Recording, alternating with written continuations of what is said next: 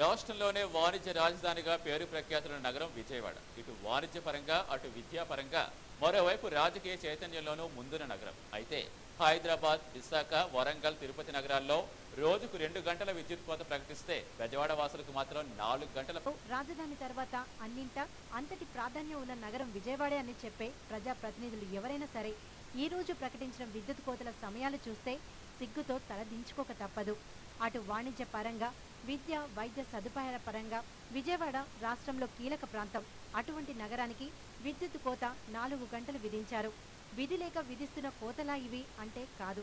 మరి తిరుపతి, వరంగల్, విశాఖలు రోజుకు 2 గంటలు మాత్రమే విద్యుత్ కోతలు ఎందుకు విధిస్తున్నారు?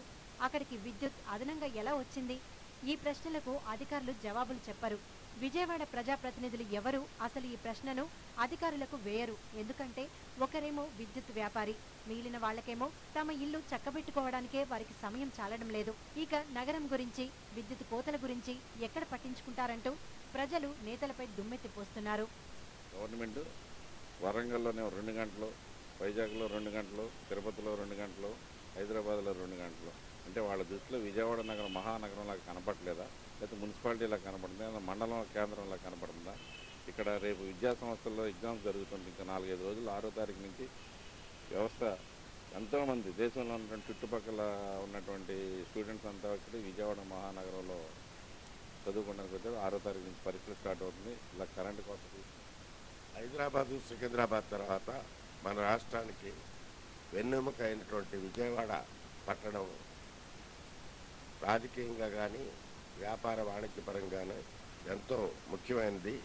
ఇటువంటి ఈ నగరంలో కరెంటు కోత ఇటీవల 4 గంటలు రోజుకు తీస్తున్నారు.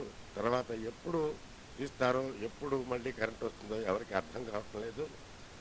ఇటువంటి పరిస్థితుల్లో మిగతా ఇప్పటికైనా విజయవాడ ప్రజల తరపున ప్రాతినిధ్యం వహిస్తున్న నేతలు తమ సొంత పనులను కాసేపు పక్కన పెట్టి విద్యుత్ సమస్యలపై దృష్టి సారించాల్సిన అవసరం ఉందని, మిగిలిన నగరాలతో సమానంగానైనా విద్యుత్ సరఫరా ఉండేలా చూడమని ప్రజలు కోరుతున్నారు.